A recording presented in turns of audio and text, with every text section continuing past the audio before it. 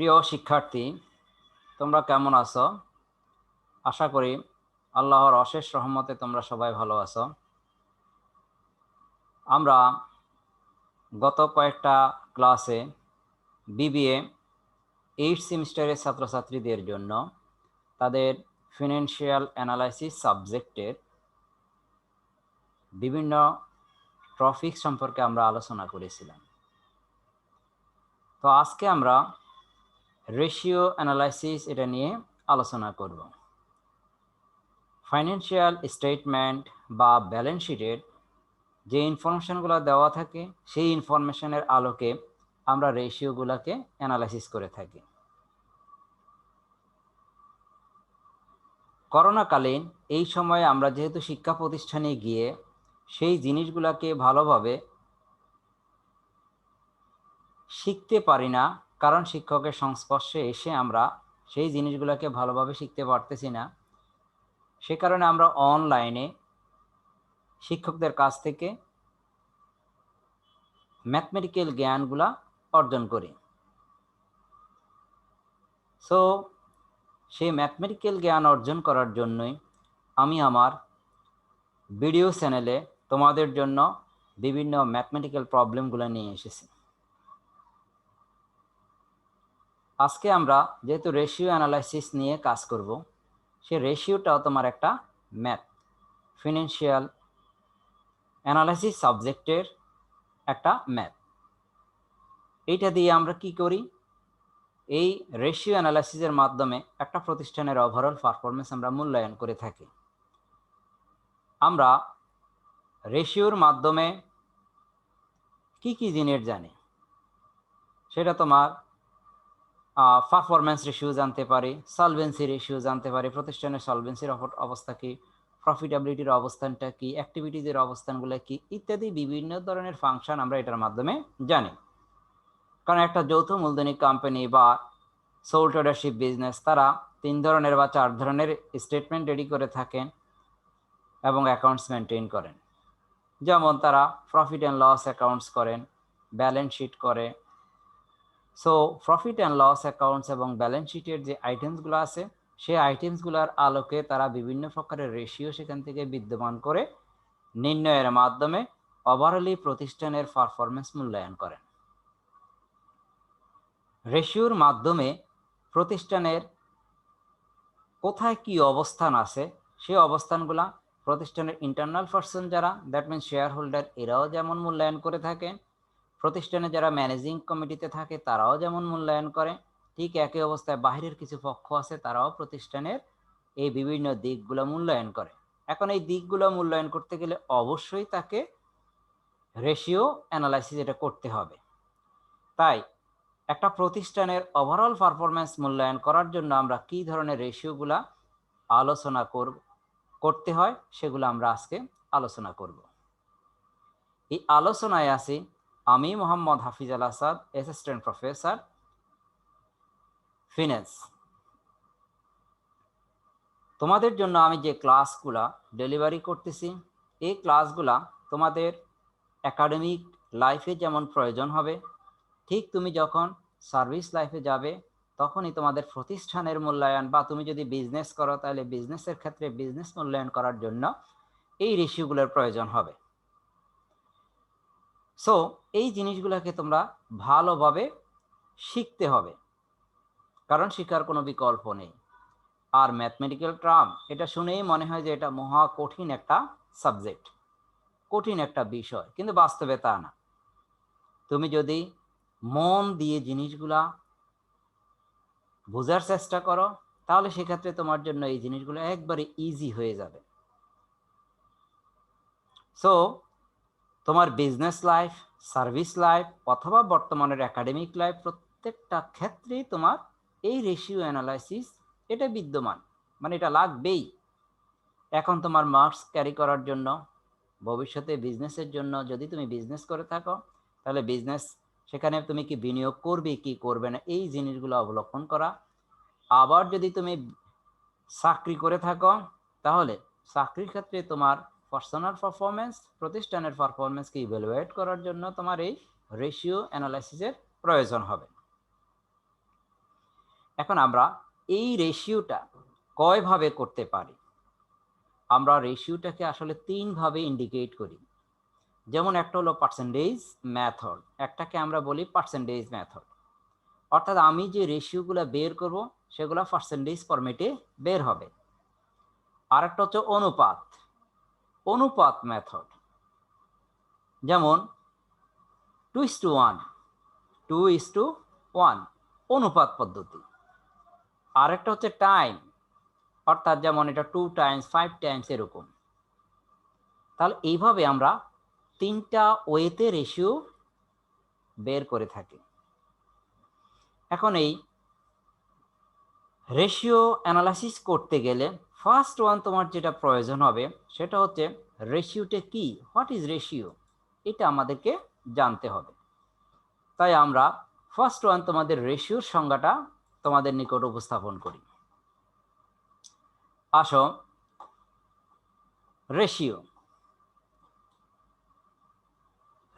analysis is the process of examining and comparing the financial information by calculating meaningful financial statement, figure, percentage instead of comparing line items from each financial statement. তাহলে কি হলো যে financial analysis, ratio analysis হচ্ছে financial স্টেটমেন্টের যে ইনফরমেশনগুলো দেওয়া থাকবে সেগুলোকে আমরা পার্সেন্টেজ আকারে প্রকাশ করব, অথবা তোমার অনুপাত আকারে প্রকাশ করব, অথবা তোমার টাইমস আকারে প্রকাশ করব। এটাই হচ্ছে তোমার রেশিও। যেমন আমরা কারেন্ট রেশিও বলি। সো কারেন্ট অ্যাসেটস এবং কারেন্ট লাইবিলিটিজের অনুপাতটা কত, এটা বের করা, এটাকে আমরা রেশিও বলে থাকি। এখন এই রেশিওটা আমরা কি জন্য ইউজ করি? যে managers and investor use a number of different tools and comparisons to tell whether a company is doing well and whether it is worth investment in. যে তারা কি জন্য এটা ব্যবহার করে? কারণ এই কোম্পানিটার অবস্থান কি ভালো না মন্দ, এবং সেখানে সে বিনিয়োগ করবে কি করবে না, এই জিনিসগুলা অবজার্ভ করার জন্য সে এই রেশিও অ্যানালাইসিস করে থাকেন ম্যানেজার এবং ইনভেস্টর। ম্যানেজার তার প্রতিষ্ঠানের দিক থেকে, ইনভেস্টর বিনিয়োগ করার সুবাদে সে এটা অ্যানালাইসিস করবেন। The most common way people analysis a company's performance are horizontal analysis, vertical analysis, ratio analysis. Horizontal অ্যানালাইসিসটা কি? হরিজন্টাল অ্যানালাইসিসটা হচ্ছে তোমার 2টা ইয়ারের যে balance sheet or income statement দেওয়া থাকবে। সো এক ইয়ার থেকে আরেক ইয়ারের অবস্থানটা কি ভালোর দিকে যাচ্ছে না খারাপের দিকে যাচ্ছে, সেটা মূল্যায়ন করার জন্য আমরা হরিজন্টাল অ্যানালাইসিসের মাধ্যমে সিদ্ধান্ত গ্রহণ করি। সেটা ম্যানেজার এবং ইনভেস্টর উভয় পক্ষ এটা করে থাকেন। আর ভার্টিক্যাল অ্যানালাইসিস সংশ্লিষ্ট বছরে তার পারফরমেন্সটা কী রকম। যেমন যদি ইনকাম স্টেটমেন্টের কথা বলি, তাহলে সেলসের সাথে অন্যান্য পার্সেন্টেজ, যেমন অন্যান্য কস্ট, প্রফিট, এগুলার পার্সেন্টেজটা কী রকম সেটা মূল্যায়ন করার জন্য আমরা ভার্টিক্যাল অ্যানালাইসিস করে থাকি।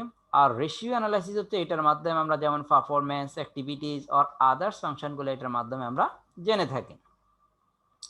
Horizontal and vertical analysis compare the company's performance over the time and to a base or set a standard performance number. কারণ হরিজন্টাল অ্যান্ড ভার্টিক্যাল অ্যানালাইসিস হচ্ছে একটা নির্দিষ্ট পিরিয়ডের জন্য, সেটা 1 বছর, 2 বছর, 5 বছরের জন্য হয়। আর ভার্টিক্যালটা সংশ্লিষ্ট বছরের জন্য হয়। তো সেই ক্ষেত্রে তাদের পূর্ব থেকে একটা ইন্ডিকেটর সেট করা থাকে। এই ইন্ডিকেটর সে বেশি না কম অবস্থান সেটা বিশ্লেষণ করা হয়। তাহলে আমরা রেশিওর মাধ্যমে প্রতিষ্ঠানের ওভারঅল পারফরমেন্সটা মূল্যায়ন করি। সেক্ষেত্রে বিনিয়োগ করা যাবে কি যাবে না এই সিদ্ধান্ত গ্রহণ আমরা রেশিও অ্যানালাইসিসের মাধ্যমে করে থাকি। তাহলে এই রেশিওটা আমরা কয়ভাবে করব? আমি বলছিলাম রেশিওটা আমরা 3 ভাবে করি। একটা হলো পার্সেন্টেজ মেথড, আর একটা হচ্ছে তোমার টাইমস, এবং আরেকটা হচ্ছে অনুপাত ইসটু। এই 3টা ওয়েতে আমরা করে থাকি।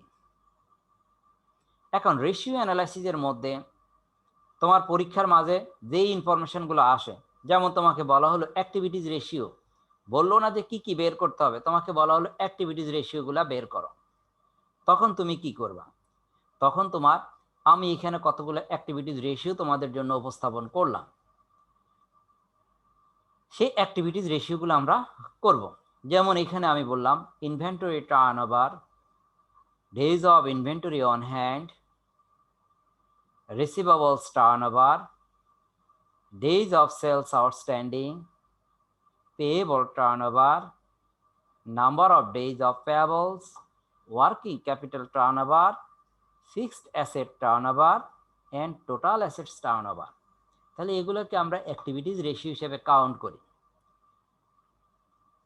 So activities ratio refers to a type of the financial ratio which are used by the company in order to determine the efficiency with which the company is able to use its different operating assets that are present in its balance sheet and convert the same into the sales or the cash. So the more common terms used for activities ratio is efficiency ratio. এটাকে আমরা activities ratio বলি, efficiency ratio বলে থাকি। তাহলে এখানকার যেই সূত্রগুলো আছে আমাদেরকে এই সূত্রগুলো সম্পর্কে আগে জানতে হবে। জানার পরে সেই সূত্র অনুযায়ী যখন আমরা প্রয়োগ করব তখন আমার অঙ্ক ইজিলি হয়ে যাবে। যেমন আমি বলতেছি inventory turnover, cost of goods sold divided by average inventories. এখন এই অ্যাভারেজটা কিভাবে বের করব, এটা একটা প্রশ্ন হতে পারে। অ্যাভারেজ ইনভেন্টরিটা আমরা ডিটারমিন করব beginning inventory plus closing inventory divided by 2।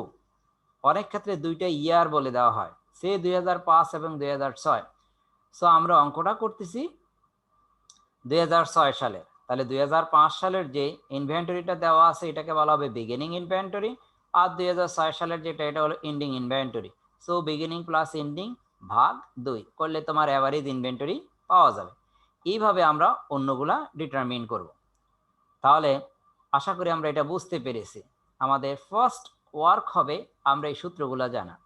আমি আজকের লেকচারের মাধ্যমে মূলত তোমাদেরকে সূত্রগুলো উপস্থাপন তোমাদের জন্য করতেছি, আমরা পরবর্তীতে অঙ্ক করব। So second one, liquidity ratio, তারল্য। এখন লিকুইডিটি রেশিওটা কি? A liquidity ratio is a financial ratio that indicates whether a company current assets will be sufficient to meet the company's obligations when they become due. তাহলে এই ক্ষেত্রে তোমার liquidity বা তারল্য রেশিওগুলা কি কি হতে পারে? যেমন current ratio, quick ratio, cash ratio, defensive interval and cash conversion cycle. তাহলে আমার এই রেশিওগুলো হচ্ছে লিকুইডিটি রেশিও। এখন কারেন্ট অ্যাসেটস যেগুলোর মেয়াদ, যেমন কারেন্ট রেশিওর মধ্যে আমরা বলি current assets divided by current liabilities. So current assets কোনগুলা? যেই সকল অ্যাসেটসের মেয়াদ সর্বোচ্চ 1 বছর সেগুলোকে আমরা কারেন্ট অ্যাসেটস বলে থাকি। আর কুইক লাইবিলিটিস, কারেন্ট লাইবিলিটিস এটাও যে সকল লাইবিলিটিসের মেয়াদ সর্বোচ্চ 1 বছর সেগুলোকে আমরা বলি। যেমন কারেন্ট অ্যাসেটসের মধ্যে আমরা কি কি পাই? এটা হচ্ছে তোমার ক্যাশ, ইনভেন্টরিজ, অ্যাকাউন্ট রিসিভেবল, এগুলো আমরা কারেন্ট অ্যাসেটস হিসাবে পাই। এটার বাইরে তোমার প্রিপেইড এক্সপেন্স। কারেন্ট লাইবিলিটিস যেমন accounts payable, bonds payable, short term, এগুলো আমরা কারেন্ট লাইবিলিটিস হিসেবে পেয়ে থাকি। এখন আসো কুইক রেশিও। এই কুইক রেশিওকে আমরা আবার অ্যাসিড টেস্ট রেশিও এটা নামেও ইন্ডিকেট করি। এখন এই অ্যাসিড টেস্ট রেশিও বা কুইক রেশিও এটা সূত্র কি? Current assets minus inventory minus prepaid expense যদি দেওয়া থাকে ডিভাইডেড বাই কারেন্ট লাইবিলিটিস। তোমরা কোনো বইয়ে খুঁজে পাবা কুইক লাইবিলিটিস, আসলে কুইক লাইবিলিটিস বলতে কিছু নেই, আমরা এখানে ইউজ করব কারেন্ট লাইবিলিটিস। সো এটাকে আমরা current assets minus inventories minus prepaid expense. এখন যদি কারেন্ট অ্যাসেটস ওইভাবে আমরা না লিখি তাহলে আমরা লিখব short term marketable securities account receivable plus cash divided by current liabilities, then cash ratio হচ্ছে cash plus short term marketable securities divided by current liabilities. তাহলে তোমাদের পরীক্ষায় যেই জিনিসগুলো আসে সেটা হচ্ছে তোমার কারেন্ট রেশিও, কুইক রেশিও, বেশিরভাগ ক্ষেত্রে এটা আসবে। Then conversion cycle, cash conversion cycle, DOS plus DSO minus number of days of accounts payable, এটা হলো ক্যাশ কনভার্সন সাইকেল। এরপরে আসো আমরা সলভেন্সি রেশিও, এগুলো এখন ইন্ডিকেট করি। সলভেন্সি রেশিওগুলো হচ্ছে তোমার debt to total assets, debt to capital, debt to equity and financial leverage. এখন এই সলভেন্সি কি? The solvency ratio indicates whether a company's cash flow is sufficient to meet its short-term and long-term liabilities. Solvency ratio এর মাধ্যমে কি meet করে? তোমার short term এবং long term liabilities পরিশোধ করার ক্ষমতাকে সেখানে ইন্ডিকেট করে। সো ডেট টু অ্যাসেট, তাহলে এটা হচ্ছে total debt divided by total asset. আবার debt to capital, total debt divided by total debt plus shareholders equity. Debt to equity, total debt divided by total shareholders equity. Our financial leverage, average total assets divided by shareholders equity. এরপরে আসো coverage ratio and return on sales ratio. Coverage ratio হচ্ছে interest coverage এবং fixed charge coverage ratio. এখন এটা সূত্র কি? EBIT যেমন interest coverage, EBIT by interest payments. EBIT means earning before interest and tax. আর যখন ফিক্সড চার্জ কাভারেজ হবে তখন interest plus lease payments divided by interest payments plus lease payments. Then আসো রিটার্ন অন সেলস, এটার মধ্যে হচ্ছে gross profit margin, আর gross profit margin হচ্ছে gross profit by revenue, operating margin, operating profit by revenue, revenue বলতে sales রেভিনিউকে বোঝানো হচ্ছে। দেন ফ্রি ট্যাক্স মার্জিন, এটা হচ্ছে EBIT earning before tax divided by revenue, আর net profit margin net income divided by revenue. তাহলে এটা হচ্ছে তোমার return on sales ratio. Then আসো return on investment. Return on ইনভেস্টমেন্টের মধ্যে অপারেটিং রিটার্ন অন অ্যাসেটস, আমার এটা আসবে অপারেটিং রিটার্ন অন অ্যাসেটস। এখন এটা সূত্র কি? Operating income by average total assets, এরপরে রিটার্ন অন অ্যাসেটস, তাহলে net income divided by average total assets, return on total capital EBIT divided by debt plus equity, then return on equity net income divided by average total equity, return on common equity net income minus preferred stock dividend যদি প্রশ্নে থাকে divided by average common equity. তাহলে এটার মাধ্যমে আমরা return on ইনভেস্টমেন্টের সূত্রগুলো পাবো। এটার বাইরে তোমার পার শেয়ার বেস কিছু সূত্র আছে, সেগুলো হচ্ছে তোমার basic EPS, diluted EPS, cash flow per share, then EBIT DA per share and dividend per share. তবে এটার মধ্যে বেসিক ইপিএস আর ডাইলুটেড ইপিএস আমরা 8 সেমিস্টারে এটা করেছিলাম। সেক্ষেত্রে ইপিএস চ্যাপ্টারে আমরা diluted EPS and basic or primary EPS কীভাবে নির্ণয় করতে হয় সেটা খুব ভালোভাবে করেছিলাম। এখানে আমরা জাস্ট সূত্রটা অ্যাপ্লাই করলাম। দেন আসো ডিভিডেন্ড রিলেটেড রেশিও, সেটা হলো dividend pay out ratio, retention ratio and stable growth rate কীভাবে নির্ণয় করা হয়। ডিভিডেন্ড পে আউট রেশিও, এটা হচ্ছে common share dividend divided by net income attributed to the common share. আর রিটেনশন রেশিও, এটা হচ্ছে তোমার net income attributed to common shares minus common share dividends, অর্থাৎ যে অংশ তোমার থেকে যাবে ডিভিডেন্টের যে অংশ, আর্নিংসের যে অংশ তোমার কোম্পানিতে থেকে যাবে সেটাকে আমরা রিটেনশন অ্যামাউন্ট বলি বা রিটেন আর্নিংস বলি। সেই retained earnings divided by net income attributed to common shares calculation করলে আমরা রিটেনশন রেশিও পাই। দেন স্টেবল গ্রোথ রেট, শুধু growth rate B into R অথবা বি ইন্টু আরওই। তাহলে আশা করি আমরা সূত্রগুলো সম্পর্কে ধারণা নিলাম। তাহলে আমাদের কাজ হবে এই সূত্রগুলা আমরা ভালোভাবে করব, আমরা ভালোভাবে এই সূত্রগুলা বাসায় দেখব, কারণ এই আলোকেই আমরা কিন্তু পরবর্তীতে অঙ্ক করব। এই কারণে আমাদের সূত্রগুলা প্রয়োজন।